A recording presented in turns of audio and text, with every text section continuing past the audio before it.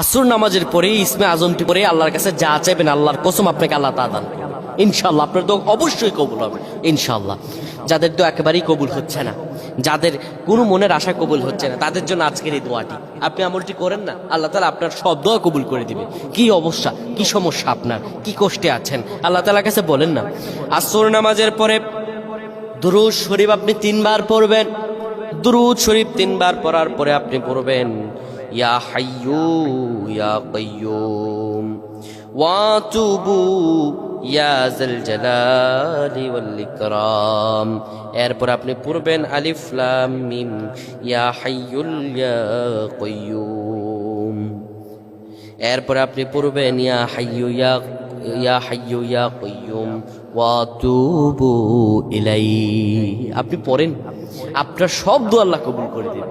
অভাব অনটন আর রিজিকের কষ্ট আল্লাহ সব দূর করে দেবে ইনশাআল্লাহ। পড়েন আল্লাহুম্মা আমিন।